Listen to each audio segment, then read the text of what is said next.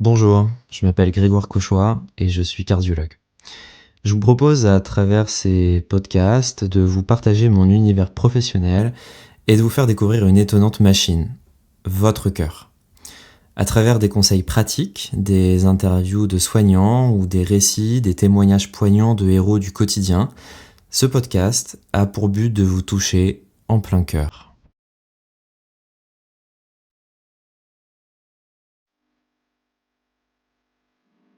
Bienvenue dans ce nouvel épisode consacré à la troisième et dernière partie de la sémiologie cardiaque.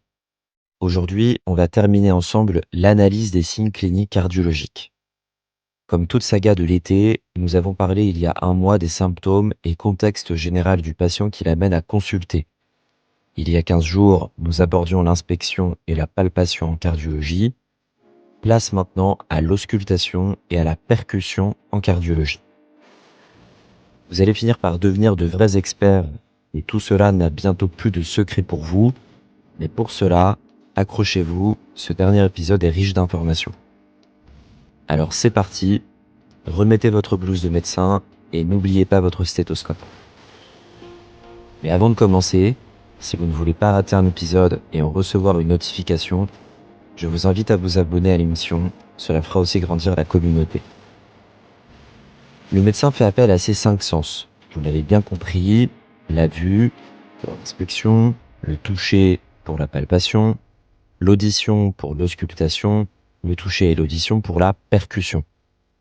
Passons en détail ces 2 derniers éléments, auscultation et percussion. La percussion. Je vais vous faire un quiz à choix multiples. La percussion en cardiologie, c'est petit a, l'art de faire du beatbox à votre patient.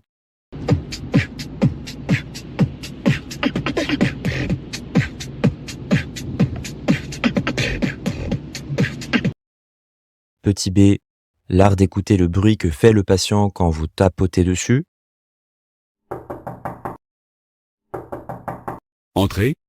Petit c, l'art de faire ah en examinant la gorge de votre patient. Eh bien, sans trop de doute, c'est la réponse B. C'est bien le fait de taper sur le patient et pas de violence ici. Il s'agit bien d'utiliser ses mains et de frapper gentiment mais fermement sur certaines parties du corps pour voir ce que l'on ressent en tapant dessus et le bruit que cela renvoie. Est-ce que la tonalité et le timbre sont plutôt mat et liquidiens ou bien tympaniques et aériens? Quelle sera la réaction du patient aussi en passant un outil comme un marteau réflexe sur les articulations du patient par exemple?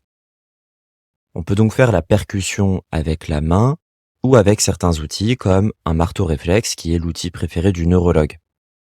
En cardiologie, la percussion n'est malheureusement pas très développée car le cœur est un organe profond. Il y a beaucoup trop de structures qui s'interposent comme le poumon, les os, les muscles, etc.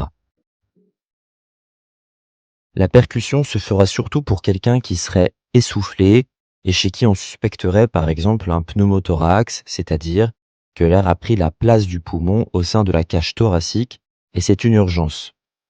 Évidemment, quand vous tapez sur une caisse remplie d'eau, le son ne sera pas le même que si vous tapez sur une caisse remplie d'air. Eh bien, c'est le principe quand il s'agit d'air à la place du poumon dans le thorax.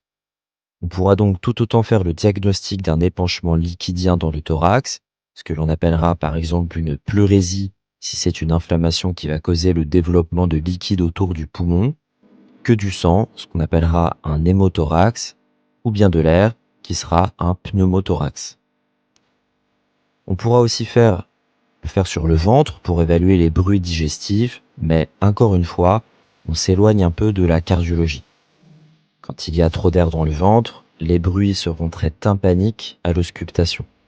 À l'inverse, ils seront très mat et liquidiens s'il y a beaucoup de matière ou de liquide en abondance. Vous l'avez compris, la percussion permet de préciser la nature d'un contenant et de son contenu, à savoir un organe, sa taille, sa densité, ses bordures internes. Fort heureusement, les échographies et les radiographies sont très pertinentes maintenant pour mieux préciser la nature des organes que l'on veut analyser. On va parler maintenant de l'auscultation. Et là, on touche certainement au signe physique préféré de votre cardiologue, tant il est subtil et fait la force de votre médecin. On s'attachera particulièrement à ce que l'on appelle les souffles cardiaques.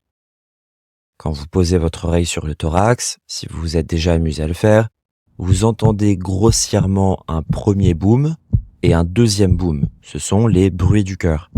Mais il peut y avoir des bruits plus fins, que sont les souffles cardiaques, qui vont s'intercaler entre ces deux battements, et il faudra alors amplifier le son que vos oreilles sont capables d'entendre. L'analyse peut être fine et orientée déjà vers des maladies parfois graves, comme tout à fait bénignes. Cela peut se faire à l'oreille nue, mais comme je le disais, on n'entend pas très bien. Alors, on a développé les stéthoscopes pour garder majoritairement les fréquences sonores qui nous intéressent le plus. Vous savez, c'est ces sortes de petits tubes qu'on met dans les oreilles et qui sont reliés à une membrane. En termes d'auscultation, ce que votre cardiologue va surtout écouter, ce sont les bruits du cœur normaux, les fameux boum boum que fait le cœur. Et des fois, il y a des bruits surajoutés qui sont de 3 ordres. Il peut y avoir des anomalies du bruit que font les valves quand elles s'ouvrent et se ferment, ces fameux boum boum. Il y a ensuite les souffles au cœur qui sont en fait des bruits entre les battements de cœur. Et pour terminer, les frottements cardiaques qui sont des bruits qui vont donner littéralement l'impression que l'on frotterait 2 morceaux de papier de soie ou de cuir neuf entre eux. Ce sont les vrais termes utilisés en médecine et en sémiologie. J'avoue, on est assez imaginatif en médecine quand il s'agit de parler du bruit que fait 2 feuilles de papier de soie. Je vais parler un peu plus des souffles cardiaques, mais j'aurai l'occasion de parler de cela dans une émission spécifiquement, tellement les patients ont des idées floues sur ce qu'est un souffle au cœur. Et pour vous expliquer simplement, un souffle, c'est un bruit que fait votre cœur en plus des fameux boum boum, comme si vous aviez un petit bruit de jet de vapeur, par exemple, entre chaque battement, entre chaque boum boum. Le souffle n'a rien à voir avec l'essoufflement, c'est un faux ami. Un souffle, c'est un bruit, c'est tout. Ce bruit s'entend quand votre médecin pose le stéthoscope sur votre thorax. Il va déplacer le stéthoscope à différents endroits du thorax et il y a majoritairement 4 endroits pour bien écouter le cœur. Le premier proche du bord droit du sternum, qui est le foyer aortique qui va plus correspondre à la valve aortique. Un proche du bord gauche du sternum qui va correspondre au foyer pulmonaire, comme son nom l'indique pour écouter plus précisément la valve pulmonaire. Un foyer mitral pour la valve mitrale sous le sein gauche. Et un dernier foyer tricuspide pour la valve tricuspide au niveau du creux de l'estomac. Il y a 4 foyers comme il y a 4 valves cardiaques. Je vais donc écouter attentivement le cœur et ses bruits à ces différents endroits avec mon stéthoscope. Et en fonction de ce que j'entendrai, je pourrai arriver à la conclusion souffle d'allure bénigne ou bien souffle organique, c'est-à-dire un souffle qui n'est pas inquiétant ou bien un souffle qui orienterait vers une maladie cardiaque qui peut elle-même être bénigne comme grave. La présence d'un souffle cardiaque à l'auscultation nécessite la plupart du temps de réaliser une échographie cardiaque. On pourra y revenir aussi dans d'autres épisodes. Un souffle isolé, positionnel, c'est-à-dire qui dépend de la position dans laquelle se trouve le patient.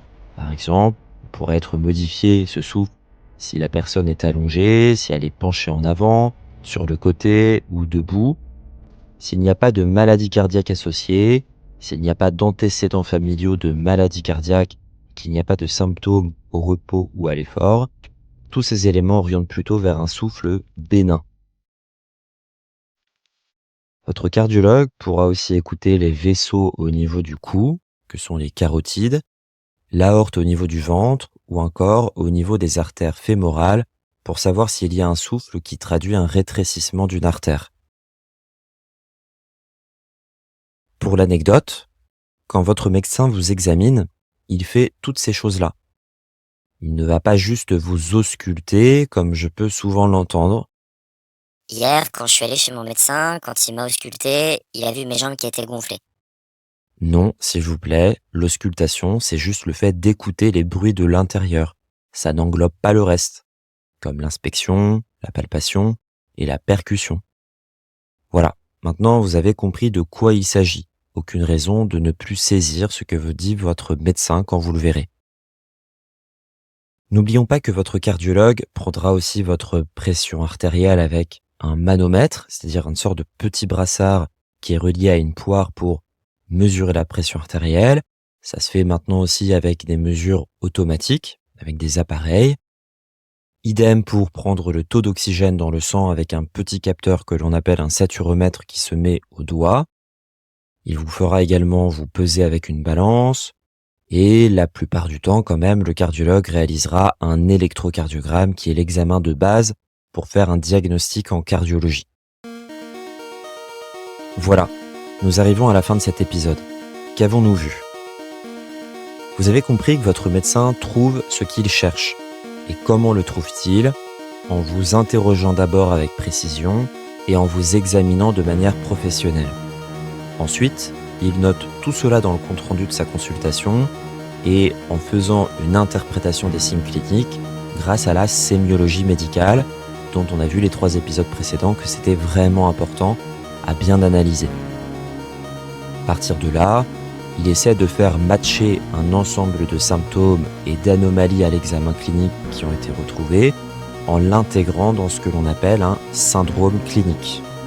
Par exemple, un syndrome infectieux va associer de la fièvre, une altération de l'état général sous forme de fatigue, de perte d'appétit et d'amaigrissement éventuel. Il y a aussi souvent un abattement avec tachycardie, augmentation de la fréquence respiratoire que l'on appelle polypnée. Vous l'avez compris, chaque symptôme pris isolément ne veut pas dire grand-chose quand on les met dans des cases. Même si, personnellement, je déteste ça, mettre des choses dans des cases dans la vraie vie, parce que vous savez qu'à force de vouloir rentrer dans un moule, on devient une tarte. Mais pour ce qui est des maladies, pas le choix. C'est bien nécessaire pour mieux comprendre leur fonctionnement. Et donc, à l'issue de l'analyse des symptômes puis des syndromes, on arrive à une maladie et donc à un traitement. Et c'est ça la médecine. Sur le papier, ça paraît facile. Et comme j'aime le rappeler à mes patients, la médecine n'est justement pas une science fondamentale exacte, mais une science humaine, avec tout le lot d'inconnus que cela comporte. Une composante humaine essentielle dans notre travail, cela rend plus complexe la situation, mais aussi plus riche dans notre travail du quotidien. C'est ce qui rend finalement l'exercice de la médecine passionnant, autant qu'il peut être difficile et prenant. Je vais vous préciser de quoi je parle quand je dis que la médecine est une science humaine. Par exemple, quand on a une pression artérielle trop élevée, on va mettre un traitement quand l'hygiène de vie ne suffit pas. Par exemple, réduire la consommation de sel, d'alcool, perdre du poids, avoir une activité physique régulière. Mais, des fois, les patients ont des hausses et des baisses de pression artérielle dans la même journée, et donc on devrait mettre un médicament. Sauf que la balance entre les avantages sur la santé de faire baisser la pression artérielle versus les inconvénients de majorer les baisses, pas toujours en faveur de prescrire ce médicament. Les gens ont alors plus de risques d'aller à l'hôpital par exemple à cause d'une chute qui serait secondaire à une baisse trop importante de pression artérielle qui serait liée au médicament, que d'une pression artérielle qui serait trop haute, même si ça comporte des risques pour le cœur et le cerveau en particulier. C'est le cas chez les personnes âgées qui ont aussi une dysautonomie, c'est-à-dire une mauvaise régulation de la pression artérielle avec des hausses et des baisses importantes. C'est donc une décision qui nécessite de prendre du temps et de se poser pour faire ce choix. C'est ça une science humaine. Prendre le temps, c'est tout ce dont les patients et les médecins ont besoin pour bien faire leur travail. Je rappellerai une citation de Sir William Osler, souvent considéré comme le père de la médecine moderne. Le bon médecin traite la maladie, le grand médecin traite le patient qui a la maladie.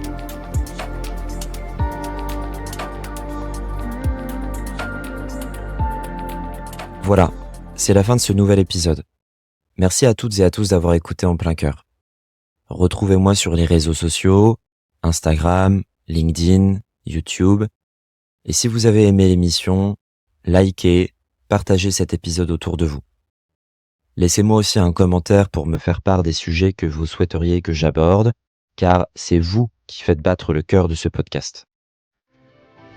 Dans 2 semaines, j'aurai le plaisir de vous parler de la vitamine D et de ses effets sur le cœur et les vaisseaux. C'est encore l'été, et donc on va prolonger les effets d'un soleil radieux qui réchauffe votre peau sur votre cœur. Oui, la vitamine D, on peut la produire nous-mêmes sous l'effet des rayons UV sur notre peau, mais est-ce bien suffisant pour en tirer tous les bénéfices sur la santé? Donc, si vous souhaitez en savoir plus, je vous invite à me retrouver dans 15 jours pour un nouvel épisode passionnant. D'ici là, je vous souhaite un bel été le plus ensoleillé possible, calme. La rentrée s'annonce chargée à beaucoup d'égards, alors jouons ensemble les prolongations dans un peu de rêverie et d'insouciance. Encore une fois, merci pour votre écoute et prenez soin de votre cœur.